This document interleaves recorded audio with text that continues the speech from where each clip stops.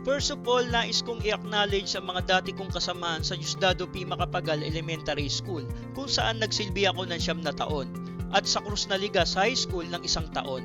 It's been too long mga ma'am and sir. I hope you're doing well. Ang 7 Habits of Highly Effective People ni Stephen Covey ay epektibong aklat na nagbibigay ng mga gabay para sa personal na pag-unlad. Narito ang ilan sa mga aral na matututunan mula sa aklat na ito. Una, be proactive. Maging responsable. Huwag papaapekto sa mga bagay o tao sa paligid na hadlang sa iyong mga layunin. Ikaw ang dapat na may kontrol sa iyong mga desisyon sa anumang sitwasyon. Ikalawa, begin with the end in mind. Magkaroon ng malinaw na pananaw. Planuhin ang mga aksyon batay sa kung ano ang nais mo makamit sa hinaharap. Gumawa ng personal mission statement. Ikatlo, put first things first. Unahin ang mahalaga. Pagtuunan ng mga bagay na mahalaga. Matutong mag-prioritize ng iyong mga gawain ayon sa kahalagahan nito. Ikaapat, think win-win. Isipin ang pagtutulungan.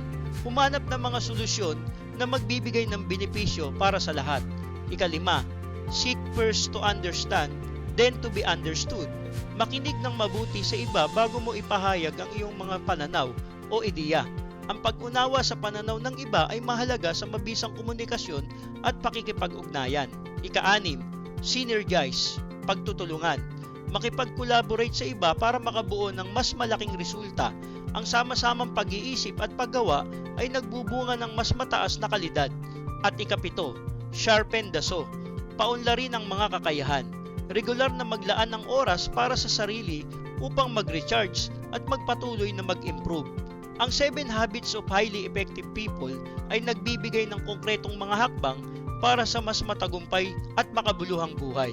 Thanks for watching Edu Patrol. Please like and share.